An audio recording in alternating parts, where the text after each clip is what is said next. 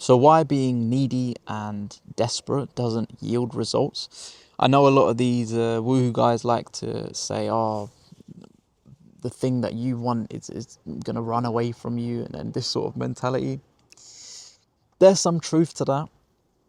But really what's happening is when you're extremely needy and desperate, you're basically telling your body that you don't trust in its capability to perform.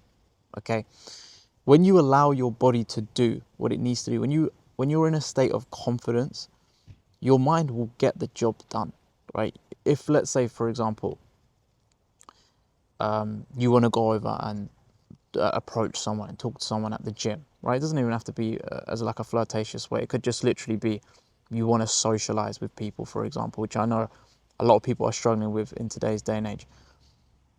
If, for example, you go in there with a blank mind, you walk over, you talk to this person, you do your thing, so just the conversation goes a certain way, everything flows really nicely, you walk away, great conversation, right?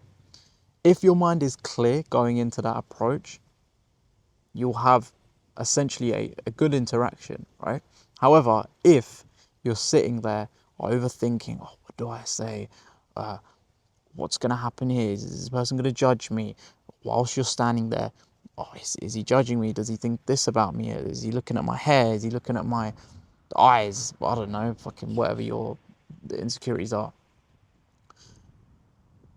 When you do have when you have those emotions inside of your brain, inside of your body, you don't act correctly, right? You're not in a level of flow state. And that's essentially the key part of this video, is that when you're in a flow state, trust me, you can work absolute wonders, right? Let me try and think of a really good analogy for this.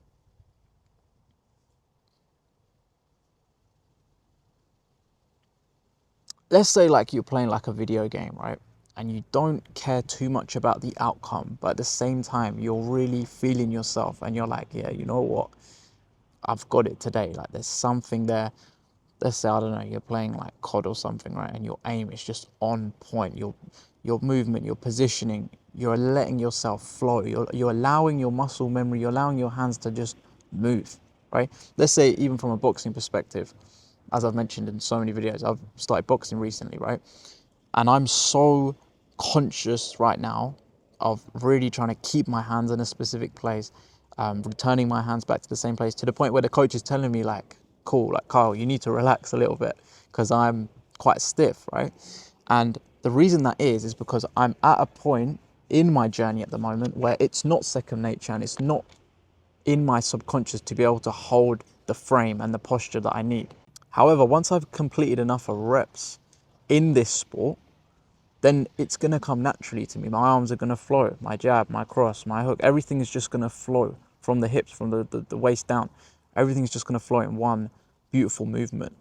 But obviously, number one, I have to have the reps in. But again, let's say if you're talking to someone, how many times in your life have you spoken to people? Do you know what I mean? Like, you don't need practice to talk to people. You've had enough social conversation. You've had flowing conversations where you can talk to people. But the reason why when you go over and you might talk to someone, you start mumbling up your words and you don't know what to say and all this crap, it's just because you're not allowing your brain and your body to do what it's done 1,000 times, right? Like, you've probably had really good conversations with people, very in-depth, very comfortable, very strong conversations with people when you allow yourself to just flow, when you allow yourself to be in that flow state. So essentially, flow state is what we're all aiming for. Now you might say, oh, well, how do I get into flow state, right? Well, the number one thing is actually about being present. It's about trusting yourself. It's about meditating, right? I know a lot of people don't really like meditation this day and age, but meditating clears the mind. Meditation is what gives you mental clarity. Meditation is what gives you your ideas, right? I learned this really cool thing about memory the other day as well. So part of doing nothing is part of having a good memory, if that makes sense, right? I'll explain it a different way. So let's say, for example, you've been given a list of 20 words to memorize. Your first attempt to memorize them, right? And then let's say you're tested 10 seconds after your 5-minute period of memorizing, might not be that great. But that sort of in-between period, let's say someone now gave you 20 words to memorize. Let's say you waited 5 minutes. Then let's say you came back the next day, had another 5 minutes to memorize them, and then you took a test. Your memory will actually be a lot better. And what's actually happening there is your brain in the background is storing relevant information based on the information that you've told it to memorize. Okay, so you've told your brain, cool, this information is really important. You've deemed it relevant, meaning that your brain will now categorize the information as important. Because think about it, right? Let's say today, the amount of things that you've done that you're never going to remember ever again, right? Maybe the mundane things that you may do every single day, you're not storing a really strong sort of fond memory of doing those things, right? Because you do them every day. They're just standard. If I asked you what you look like brushing your teeth 10 days ago, you can have no clue on what you looked like because it's not relevant and important information. So we store memories based on this information, based on this idea. So if, for example, you allow your body, right, just in the same way that you allow that sort of flow state to happen, you allow your body to communicate with this person. If you allow your body, your subconscious, to do the work in the background, essentially it works wonders for you, right? It helps you to retain information for the next day. Okay, so essentially your body is a miracle, right? And you should treat it as such. When you have this sort of self-image, you should really look at yourself. This is a really good exercise. It's almost like looking at yourself as you were a child and thinking that that is the person that you're doubting right now.